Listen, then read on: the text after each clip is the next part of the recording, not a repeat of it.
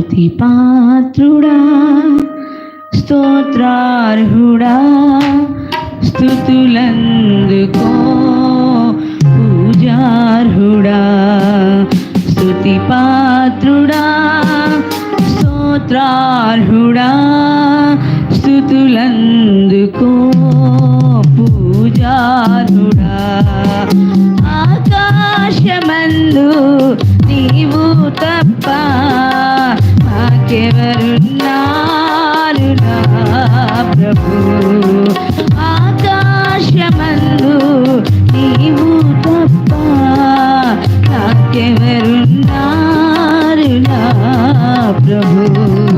స్తుతి పాత్రుడా, స్తోత్రార్హుడా, స్తుతులందుకో పూజార్హుడా. స్తుతి పాత్రుడా.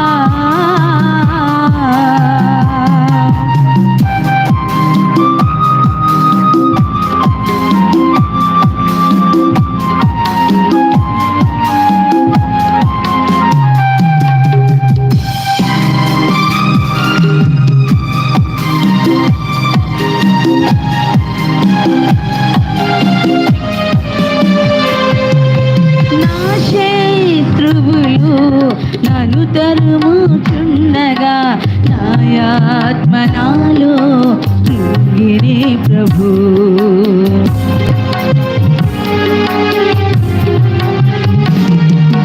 నా శత్రువులు నన్ను తరుముచుండగా నాయాత్మ నాలో కృంగినే ప్రభు. నా మనసు నీ వైపు త్రిప్పిన వెంటనే, నా మనసు నీ వైపు త్రిప్పిన వెంటనే శత్రువుల చేతి నుండి విడిపించినావు, కాపాడినావు. నా మనసు నీ వైపు త్రిప్పిన వెంటనే శత్రువుల చేతి నుండి విడిపించినావు, కాపాడినావు. స్తుతి పాత్రుడా, స్తోత్రార్హుడా, స్తుతులందుకో పూజార్హుడా. స్తుతి పాత్రుడా.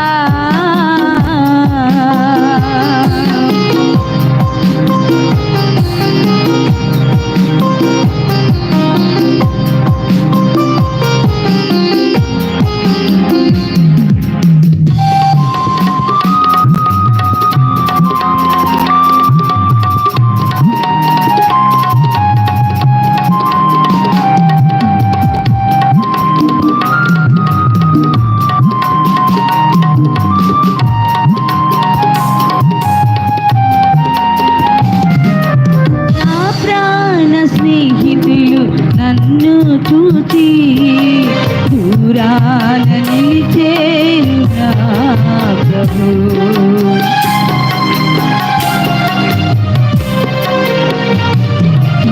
నా ప్రాణ స్నేహితులు నన్ను చూచి దూరాన నిలిచేరు నా ప్రభు. నీ వాక్య ధ్యానమే నా త్రోవకు వెలుగై, నీ వాక్య ధ్యానమే నా త్రోవకు వెలుగై నన్ను నిలిపెను నీ సన్నిధిలో, నీ సంగములో. నీ వాక్య ధ్యానమే నా త్రోవకు వెలుగై నన్ను నిలిపెను నీ సన్నిధిలో.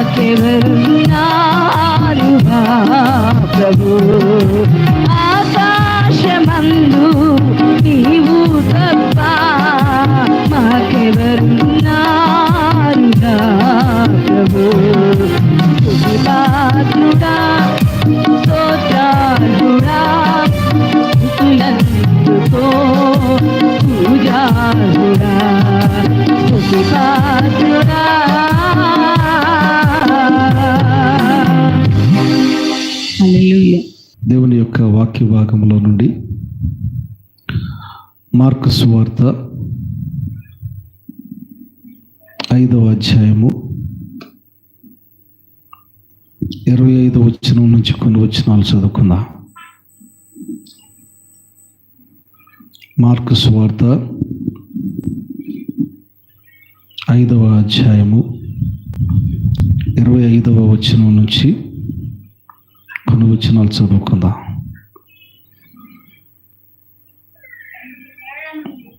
12 ఏళ్ల నుండి రక్తస్రావ రోగము కలిగిన ఒక స్త్రీ ఉండెను.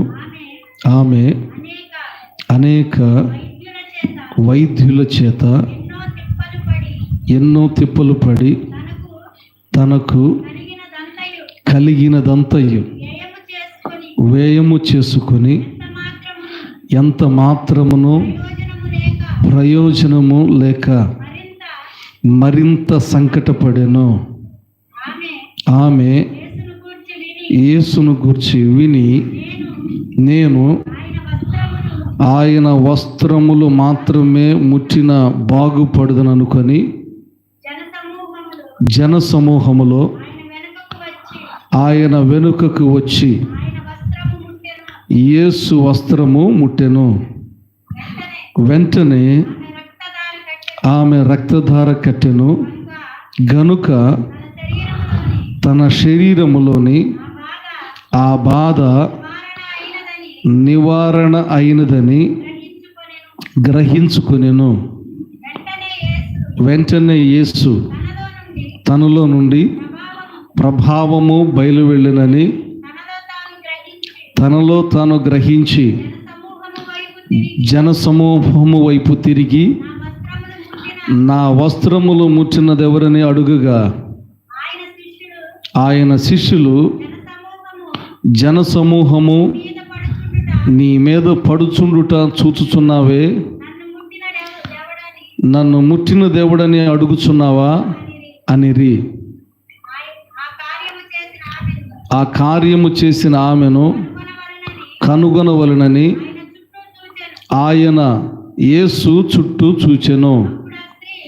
అప్పుడు ఆ స్త్రీ తనకు జరిగినది ఎరిగి భయపడి వణుకుచూ వచ్చి ఆయన ఎదుట సాగిలపడి తన సంగతి అంతయు ఆయనతో చెప్పెను.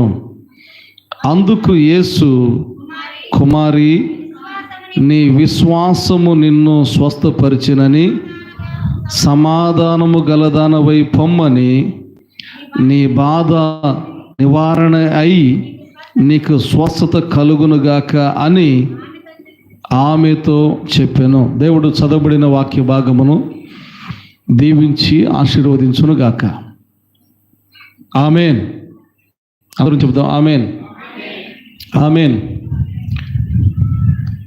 జీవితం అనేటటువంటిది చాలాసార్లు చెప్తూ ఉంటాం, ఆయన చిత్తం అని చెప్తూ ఉంటారు. జీవితంలో కొన్ని చేయాలన్నా, కొన్ని చెందాలన్నా, లేకపోతే కొన్ని కార్యాలు జరగాలన్నా దేవుణ్ణి కలిగి ఉన్నటువంటి వారు ఆయన చిత్తం అండి అని అంటూ ఉంటారు. దేవుణ్ణి కలగనటువంటి వారు, దేవుణ్ణి ఎరగనటువంటి వారు, దేవుడు ఏదో మాట తీరుగా వారికి అట్టగా రాసి పెట్టారు, నాకు ఇట్లాగా గీసి పెట్టారు అని చెప్తూ ఉంటాం. జీవిత పోరాటం అట్లాగా నడిపిస్తూ ఉంటుంది. దేవుణ్ణి కలిగి ఉన్నవారు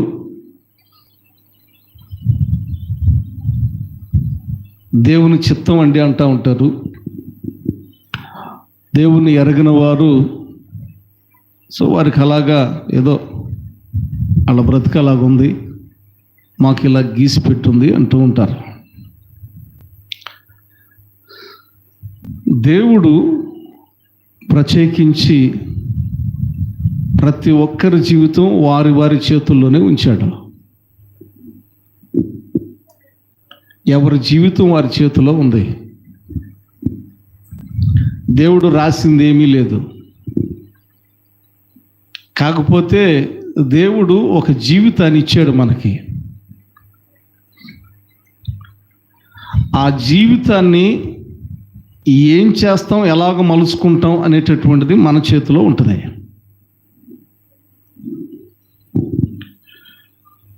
దేవుడు రాసి పెట్టేది లేదు, ఆయన గీసేది కూడా లేదు.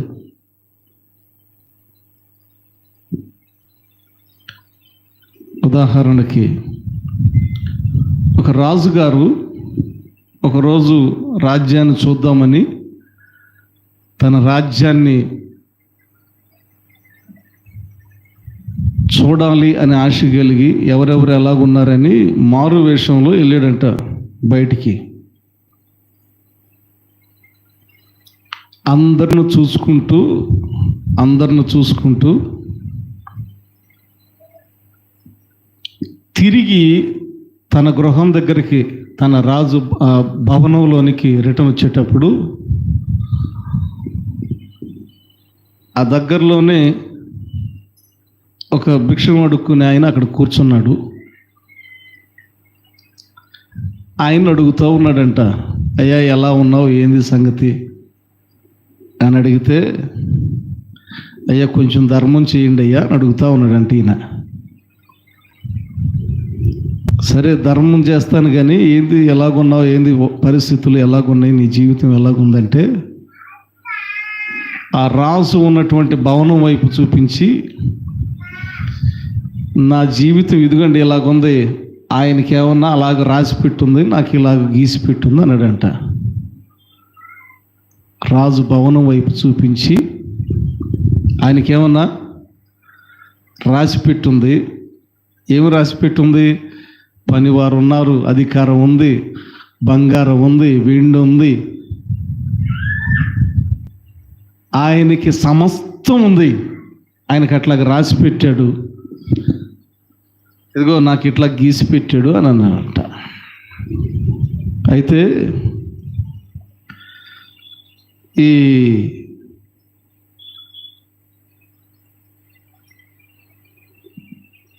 రాజు మారువేషంలో ఉన్న ఆయనతో అన్నటువంటి మాట ఏంటంటే, అయ్యా కొంచెం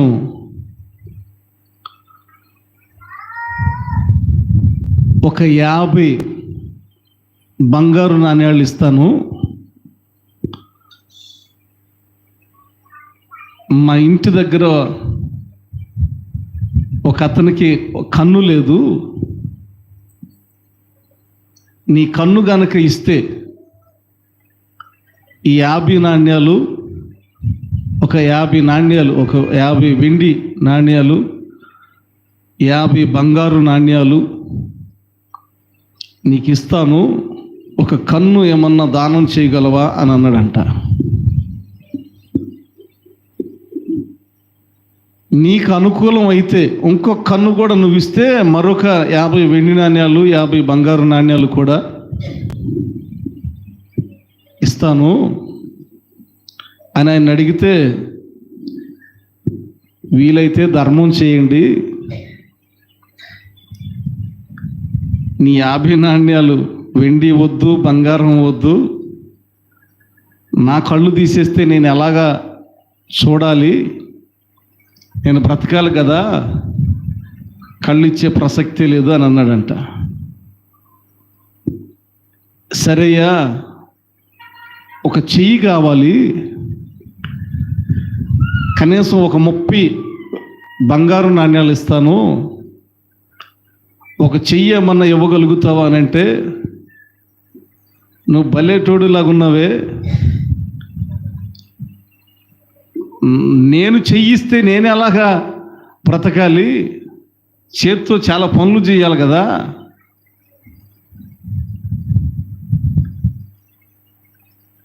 మరలా ఇంకోసారి నీ కాలు ఏదన్నా ఇస్తావయ్యా, కొంచెం మా ఇంట్లోనే కాలు లేని ఆయన ఉన్నాడు, దానికి కూడా ఒక 30 బంగారు నాణ్యాలు ఇస్తాను.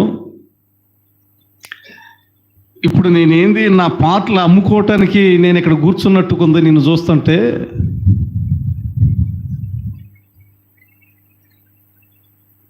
ధర్మం చేస్తే చెయ్యండి, నా కాలు నీకు ఇచ్చేస్తే నేను ఎలా నడవాలి అని అంటా ఉన్నాడు. ఎందుకు ఈ సందర్భాన్ని జ్ఞాపకం చేస్తా ఉన్నానంటే,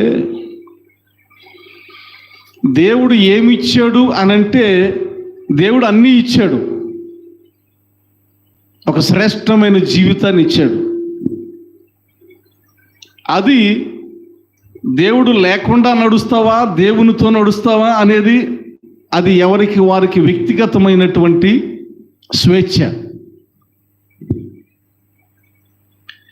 దేవుడు అందరికీ అన్నీ ఇచ్చాడు. దేవుడు ఏది కూడా మరుగు చేయకుండా భూలోకములో ఉన్న సమస్తము మీద అధికారం ఇచ్చాడు. ఆదికాండం నుంచి ప్రకటన గ్రంథం దాకా చూసుకుంటే దేవుడు ఈ సృష్టిలో ఉన్న సమస్తము మీద మానవునికి అధికారం ఇచ్చాడు. ఈ సృష్టిని లోబరుచుకోవటానికి అధికారం ఇచ్చాడు, జ్ఞానం ఇచ్చాడు. సో మన జీవితాన్ని రాజుగా చేసుకోవచ్చు, లేకపోతే ఇంకా హీన దిశలో కూడా మన జీవితాన్ని మలుచుకోవచ్చు. మనందరికీ తెలుసు, ఇంగ్లాండ్ని ఏలినటువంటి వ్యక్తుల్లో చెప్పులు గుట్టే ఆయన కూడా ఉన్నాడు. ఎవరున్నారు? చెప్పులు గుట్టే ఆయన కూడా ఉన్నారు. చెప్పులు గుట్టే ఆయన ఇంగ్లాండ్కి ప్రెసిడెంట్గా అయ్యారు. సో జీవితాన్ని మలుచుకునేటటువంటి విధానం మన చేతుల్లో ఉంది. చాలా శ్రద్ధ పెట్టి ప్రతిదీ దేవుని చిత్తం దేవుని చిత్తం అని వదిలేయకుండా, దేవుని చిత్తం అంటే ఏంటంటే దేవుని చిత్తం, దేవుని యొక్క వాక్యం చదువుకుంటా ఉంటే దేవుని చిత్తం మన పట్ల ఏందనేది అర్థమవుతుంది. ఏదో దేవుని చిత్తంలే అని సింపుల్గా అనుకోవటం కాదు, ఆయన వాక్యం చదువుతూ ఉంటే మన పట్ల ఆయన చిత్తం ఏంది అనేది అర్థమవుతూ ఉంటుంది. సో జాగ్రత్తగా మన జీవితాన్ని మనం ఒక భవిష్యత్తు గురించి ఆలోచన కలిగి ఉండి దాని గురించి శ్రద్ధగా ఆలోచన చేసి తగిన సమయమందు తగిన నిర్ణయాలు తీసుకొని నడిస్తే తప్పకుండా మన జీవితం మనం ఊహించినంత స్థాయిలో ఉండకపోయినా కనీసం కొంత మటుకైనా రీచ్ అవుతూ ఉంటాం. ఒక గురి, ఒక గమ్యం అనేది మనం ఏర్పాటు చేసుకోగలిగితే.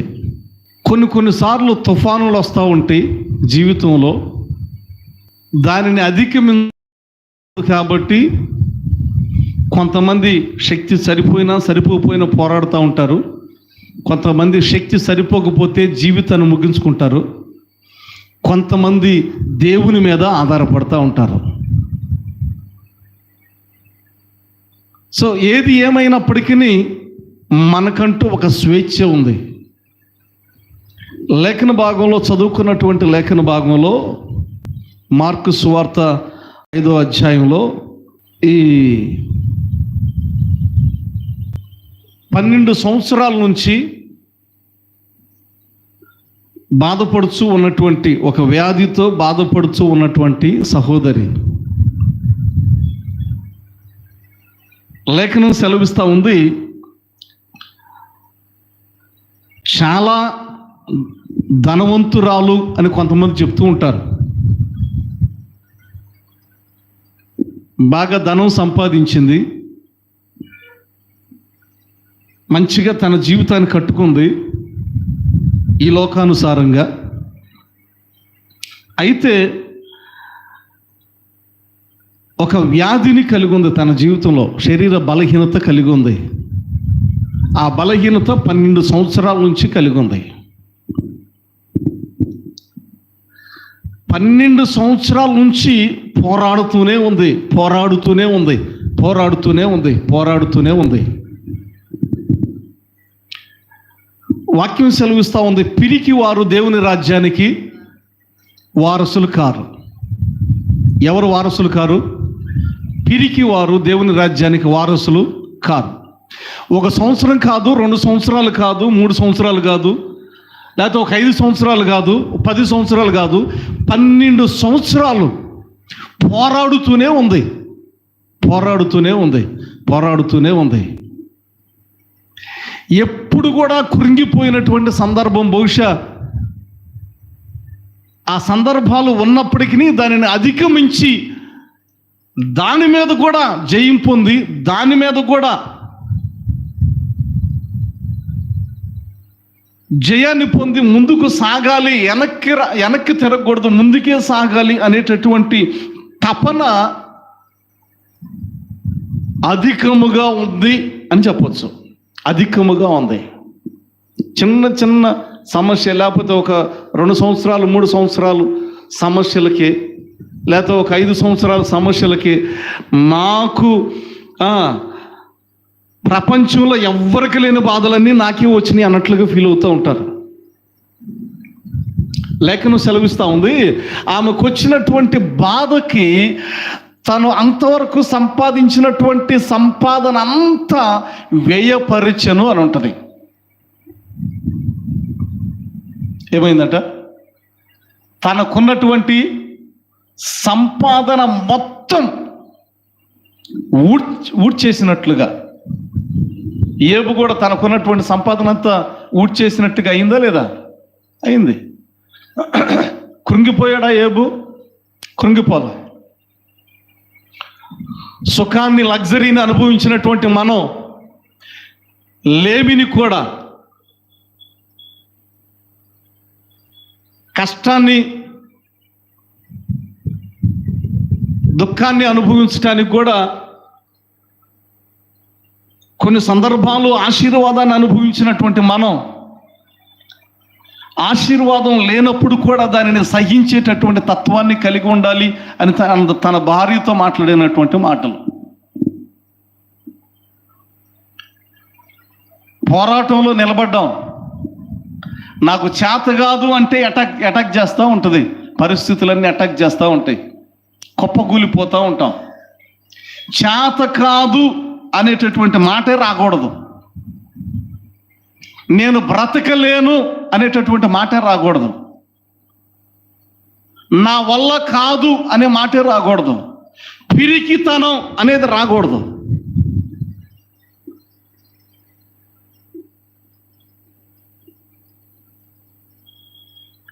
పిరికి వారు దేవుని రాజ్యానికి వారసులు కారు. 12 సంవత్సరాలు అక్కడ నిరీక్షణ కూడా ఏం లేదు. యేసయ్య అనేది అంతకుముందు తెలియదు. యేసయ్య తెలుసా? 12 సంవత్సరాలుగా బాధపడతా ఉంది, కానీ యేసయ్య తెలియదు. యేసయ్య వచ్చాడని తర్వాత తెలిసింది. ఎప్పటికీ? 12 సంవత్సరాల తర్వాత యేసయ్య ఈ ప్రాంతానికి వచ్చాడు, ఆయన అద్భుతాలు చేస్తున్నాడు, ఆశ్చర్యకార్యాలు చేస్తూ ఉన్నాడు అని విన్నది. అంటే మనోధైర్యం. జీవితం ఎప్పుడు బాగుపడుతుంది అని అంటే, ఎప్పుడైతే నీవు బలపరుచుకుంటావో అప్పుడు బాగుపడుతుంది. ఆరోగ్యంగా ఎప్పుడు ఉంటావంటే, ఎప్పుడు ఆలోచనలు పెట్టుకొని కృంగిపోకుండా నువ్వు బలపరుచుకుంటూ నా జీవితం బాగానే ఉంటుంది, నా జీవితం నా చేతిలోనే ఉంది, నా జీవితం నా చేతిలోనే ఉంది అని మనల్ని మనం బలపరుచుకుంటూ ఉన్నప్పుడు బాగుంటుంది. 12 సంవత్సరాలు అయింది. 12 సంవత్సరాలు అయిన తర్వాత యేసుక్రీస్తు ప్రభువారు ఆ ప్రాంతం వచ్చిన తర్వాత ఆ రాయబడినటువంటి మాటలను చదువుకుంది. ఆమె యేసును గూర్చి విని, నేను ఆయన వస్త్రము మాత్రము ముట్టినా బాగుపడదును అనుకొని, రైట్. ఇక్కడ ఒక ప్రత్యేకమైనటువంటి మాట. ఆమె మరింత సంకటపడెను, దానికంటే ముందు ప్రయోజనము లేక, దానికంటే ముందు తనకు కలిగినదంతయు వ్యయము చేసుకొని, ఈ 3 మాటల తర్వాత యేసును గురించి విన్నదామె. ఏ 3 మాటల తర్వాత? ఒకటి, తనకు కలిగినదంతా వ్యయము చేసుకున్న తర్వాత ఎంత మాత్రమో ప్రయోజనం లేదు అన్నటువంటి ఆ స్థితి తనకు కలిగిన తర్వాత, మూడవది మరింత సంకటపడెను. ఉండే కొంది ఆమె శరీరం క్షీణించేటటువంటి క్షీణదశకు వచ్చింది. 12 సంవత్సరాలంటే ఈ కాలంలో చాలు అనిపిస్తుంది. ఈ కాలంలో వృద్ధాప్యం చూడటం అంతకంటే గొప్ప ఆశీర్వాదం ఏదీ లేదు. ఈ కాలంలో ఎవరైనా వృద్ధాప్యాన్ని చూడగలుగుతున్నారంటే ఆశీర్వదించబడ్డారు, కొంచెం దేవుని కనికరం ఉంది. ఎందుకంటే రేపు బ్రతుకుతామా లేదా అనే గ్యారంటీ లేనటువంటి దినాలు. బయటికి వెళ్ళి మరలా ఇంటికి వస్తామా క్షేమంగా, ఏదన్నా ఊరికి వెళ్ళి మరలా క్షేమంగా తిరిగి వస్తామా గ్యారంటీ లేనటువంటి జీవితాలు. 12 సంవత్సరాలు పోరాడుతూ ప్రయోజనము ఎంత మాత్రము లేక మరింత సంకటపడింది, కృంగిపోయింది. ఎప్పుడు? 12 సంవత్సరాల తర్వాత. కృంగినప్పుడు ఆమె కృంగుదలలో నుంచి ఒక్కసారిగా తనలో ఆనందం అనేటటువంటిది, తనకు ఒక నిరీక్షణ అనేటటువంటిది ఉల్లసించినట్లుగా లేఖన భాగంలో చూస్తూ ఉంటాం. యేసయ్య ఆ ప్రాంతం వచ్చాడని విన్న తర్వాత మరింత సంకటపడినటువంటి తన యొక్క ఆలోచనలు, ఆ ఆలోచనలో మార్పు చెందినట్లుగా, ఆ ఆలోచనలో నిరీక్షణ ఒకటి కలిగి ఉండేటటువంటి విధానంలో, ఆ ఆలోచనలో కృంగిపోయినటువంటి ఆ స్థితిలో నాకు ఇంకొక ఆప్షన్ ఉంది అనేటటువంటిది గ్రహించింది. దేవుని స్తోత్రం. హల్లెలూయా, హల్లెలూయా. ఆమె యేసును గురించి విన్నదంట. ఎవరి గురించి విన్నది? యేసును గురించి విన్నదే. యేసు అనగా మనందరికీ తెలిసినటువంటి మాట ఏంటంటే, ఆది యందు వాక్యము, నేను వాక్యము, దేవుని వాక్యమే, ఆ వాక్యమే శరీరధారి అయి, రైట్, వాక్కు, దేవుని యొక్క వాక్యం. భక్తుడు అంటాడు కదా, ఒక్క మాట చాలు, ఒక్క మాట చాలు,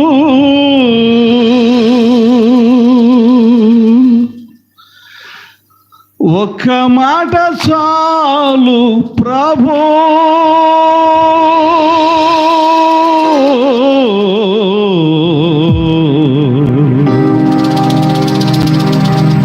నాతో నీవు మాట్లాడినచు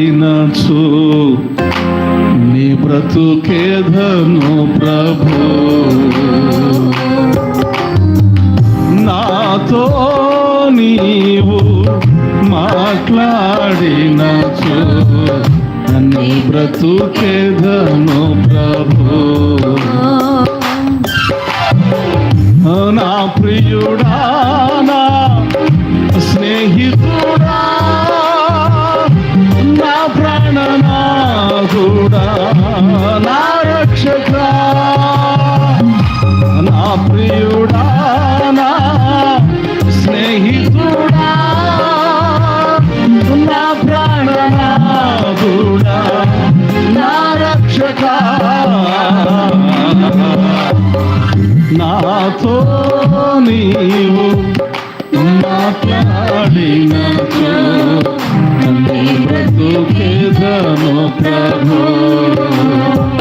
నాతో నీవు మాట్లాడినచు నీ బ్రతుకేదను ప్రభు.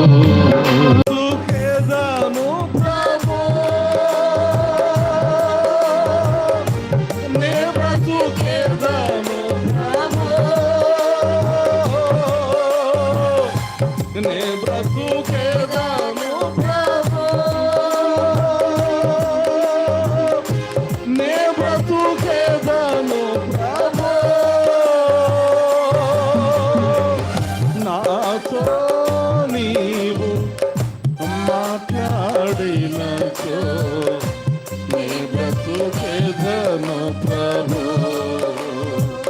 నాతో నీవు మాట్లాడినచో నీ బ్రతుకేధను ప్రభు.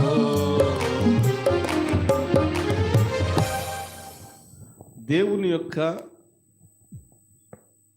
మాటను వింది. ఆ మాట నా గ్రామం వచ్చింది. ఏ మాట? దేవుని మాట. అంటే యేసయ్య మా గ్రామం, నా ప్రాంతం వచ్చారు. యేసయ్య నా ప్రాంతం వచ్చారు. అయితే విన్నది వినుట వలన విశ్వాసము కలుగును. అది ఎవరిని గురించి అంటే దేవుని మాటలు వినుట వలన విశ్వాసము కలుగును. ఏ స్థితిలో ఉన్నా, ఏ పరిస్థితిలో ఉన్నా, ఏ వ్యాధిలో ఉన్నా, ఎలాంటి సమస్యలో ఉన్నా, ఎలాంటి క్లిష్టకరమైనటువంటి పరిస్థితుల్లో ఉన్నా, దేవుని వాక్యము వింటే దాని పరిష్కారంగా, దాని పరిష్కార మార్గముగా ఒక విశ్వాసాన్ని దేవుడిస్తాడు. అది దేవుని యొక్క వాక్కులో ఉన్నటువంటి గొప్పతనం. ఆయన వాక్కులో ఉన్నటువంటి గొప్పతనం. విన్నది, యేసును గురించి విన్నది.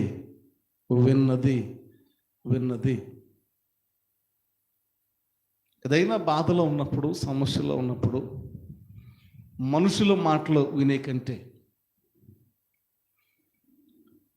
ఏదైనా ప్రతికూల పరిస్థితుల్లో ఉన్నప్పుడు ఎవరో చెప్పిన మాటలు వినే కంటే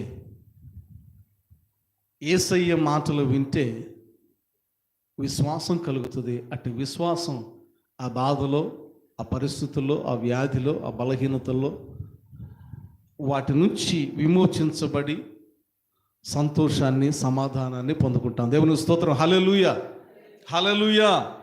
రైట్. సో ఆయన గురించి విని విశ్వాసము కలిగి ఆయన దగ్గరికి వెళ్ళింది. ఆయన వెళుతూ ఉన్నారు.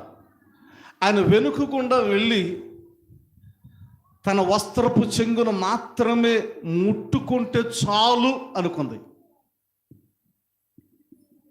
తనకున్నటువంటి విశ్వాస పరిమాణం గనక చూస్తే చాలు, నా కార్యాన్ని పొందుకోవటానికి ఆయన వస్త్రాన్ని ముడితే చాలు.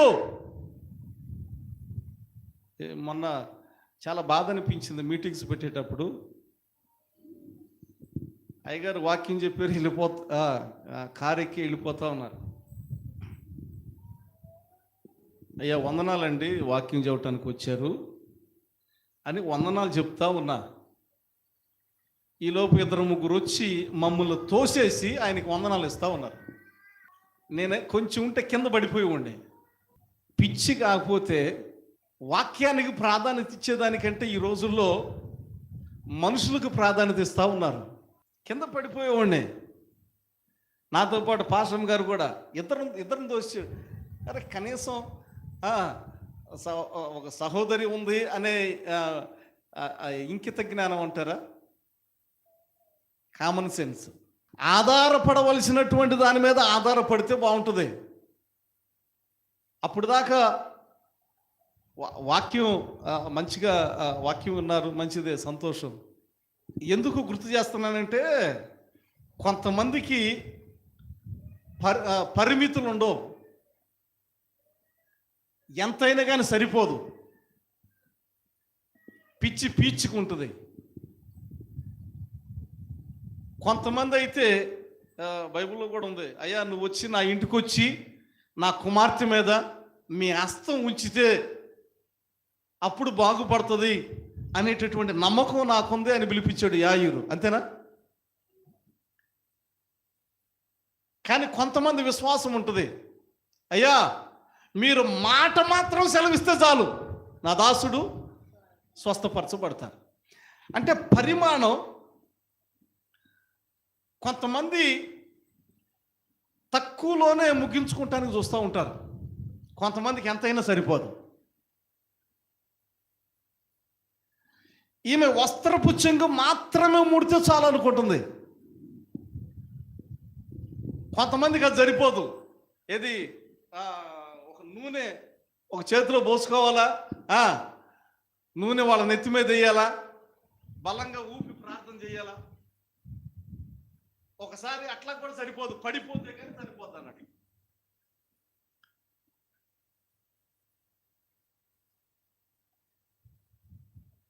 కొత్తగా భక్తిలోకి వచ్చినప్పుడు బైబిల్ ట్రైనింగ్ చేసి ఒక చోటకి మీటింగ్కి వెళ్ళా. ఇక్కడ దగ్గరలోనే ఉంటాడు ఒక దైవజనుడు. ఆయన వాక్యం చెప్తా ఉన్నారు. వాక్యం చెప్తా ఉంటే రెడ్డిపాలెం పరిసర ప్రాంతాల్లో ఉంటారనుకో. అవును.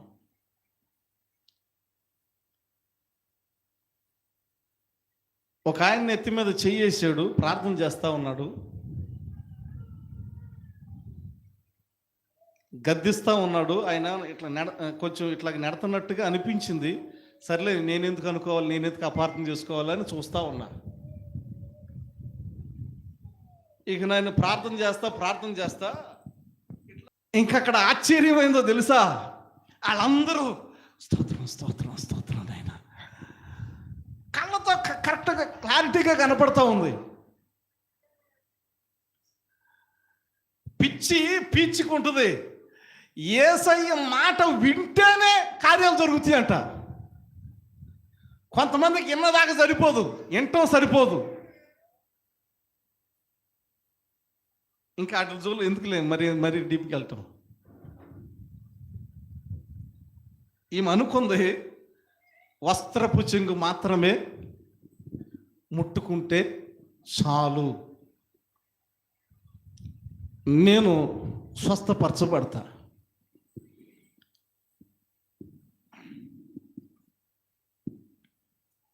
ఆశ్చర్యం అనిపిస్తూ ఉంటుంది ఆ వాక్యాన్ని చదివినప్పుడు. కారణం ఏంటంటే 12 సంవత్సరాలు తనకున్నదంతా వ్యయపరిచినా కానీ ఎంత మాత్రము స్వస్థత నొందనిదై ఉండెను అనే మాట చూస్తాం కదా. 12 సంవత్సరాలు తనకున్న ధనమంతా వైద్యుల దగ్గర వ్యయపరిచినప్పటికీ కానటువంటి ఆ యొక్క బలహీనత, స్వస్థపరచబడినటువంటి ఆ బలహీనత, ఆయన వస్త్రపు చెంగు మాత్రమే ముడితే చాలు, నేను స్వస్థపరచబడతాను. ఆమె విశ్వాసాన్ని బట్టి గట్టిగా చప్పట్లు కొట్టి ప్రభువును మహిమపడతాం. దేవుని స్తోత్రం. హల్లెలూయా హల్లెలూయా.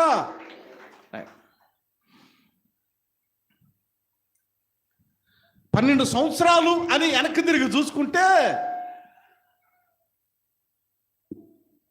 జీవితం ఒక్కోసారి భయం వేస్తూ ఉంటుంది. ఇంకా అయిపోయింది నా పరిస్థితి అనిపిస్తూ ఉంటుంది. ఆమె అదే అనుకుంది. ఏది మరింత సంకటపడెను అనుందా లాస్ట్లో. యేసయ్య మాట ఇంకా వింటాను అనేటటువంటి సందర్భంలో యేసయ్యను గురించి ఆమెకు యేసయ్యను ఎరిగేటటువంటి ఆ సందర్భానికి ముందు ఆమె పరిస్థితి ఏంటంటే మరింత సంకటపడెను. అది ఈ లోకంలో ఆమె అనుభవిస్తున్నటువంటి విధానం. అయితే యేసయ్య గురించి విన్న తర్వాత ఆమెకొక నమ్మకం, ఆమెకొక విశ్వాసం, ఆమెకొక నిరీక్షణ కలిగి ఉంది. ఆమె ముందు 2 ఆప్షన్స్ ఉన్నాయి. యేసయ్య గురించి వింది. ఒకటి, యేసయ్య దగ్గరికి వెళ్ళి స్వస్థత పొందొచ్చు, లేకపోతే తనకు తానుగా కూడా ఇంకా 12 సంవత్సరాలు పోరాడింది కదా, ఇంకా తనకు తానుగా ఒంటరిగా పోరాడవచ్చు. సో తన జీవితం తన చేతుల్లోనే ఉంది. అయితే ఆ జీవితంలోకి యేసయ్య గనక, యేసయ్య కృప గనక, యేసయ్య సన్నిధి గనక, యేసయ్య మాట గనక తన జీవితంలో ఉంటే, ఆయన ప్రసన్నత తన జీవితంలో ఉంటే, నా జీవితంలో ఒక మార్పు, నేను ఏదైతే 12 సంవత్సరాల నుంచి వేదన పడుతున్నానో, బాధపడుతూ ఉన్నానో, ఆ స్థితిలో మార్పు మాత్రమే కాదు, ఇంకా నూతన సంతోషము సమాధానము నాలో కలుగుతాయి అనేటటువంటి నమ్మకంతో యేసయ్య దగ్గరికి వెళ్ళింది. ఆమె వస్త్రపు చెంగు మాత్రమే ముడితే చాలండి. చాలామంది జనసమూహం ఉన్నారు, చాలామంది జనసమూహం ఉన్నారు. ఆ జనసమూహం కొంచెం దారి చేసుకొని ఆ జనసమూహంలో గుండా ఆయన వస్త్రపు చెంగును ముట్టింది. లేఖనం సెలవిస్తూ ఉంది, వెంటనే ఆమె బాధ నివారణ ఆయను. గట్టిగా చప్పట్లు కొట్టి ప్రభును మహిమపడతాం. హల్లెలూయా, హల్లెలూయా, హల్లెలూయా, హల్లెలూయా. స్తుతి మహిమ ఎల్లప్పుడు దేవునికి ఇచ్చెదము. హల్లెలూయా, స్తుతి మహిమ ఎల్లప్పుడు.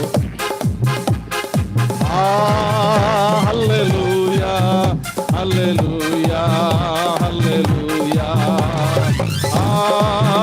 హల్లెలూయా, హల్లెలూయా, హల్లెలూయా, హల్లెలూయా. స్తుతి మహిమ ఎల్లప్పుడు దేవునికి ఇచ్చెదము.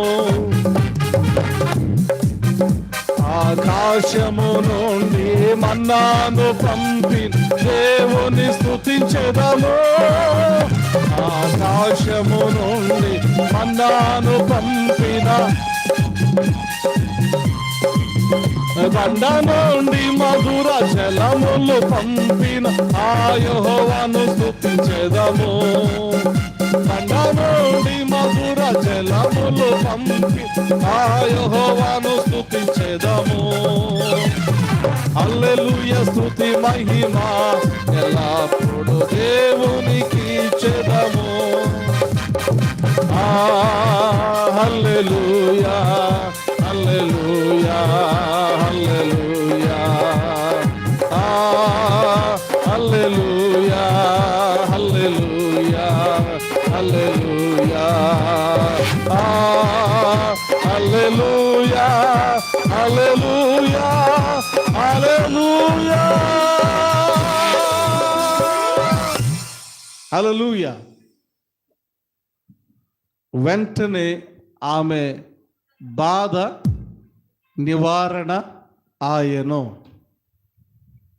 ఆమె రక్తస్రావం కలిగినటువంటి స్త్రీ, రక్తధార కట్టెను అని ఉంటుంది. వాక్యం సెలవిస్తుంది, ఆమె బాధ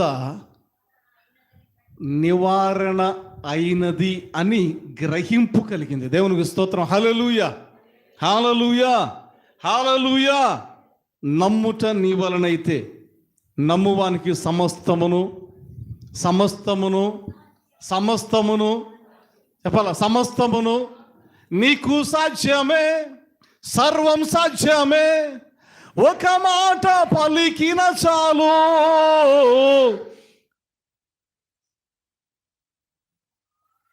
అవునా కాదా? అవునా కాదా? అవునా కాదా? సర్వం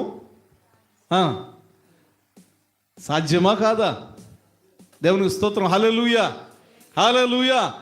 నీకు సాధ్యమే, సర్వం సాధ్యమే. ఒక మాట పలికిన చాలు. అయ్యా, ఒక మాట పలికిన చాలు. అయ్యా, ఒక మాట పలికిన చాలు. నీకు సాధ్యమే, సర్వం సాధ్యమే. ఒక మాట పలికిన చాలు. నీకు సాధ్యమే, సర్వం సాధ్యమే. ఒక మాట పలికిన చాలు. అయ్యా, ఒక మాట పలికిన చాలు.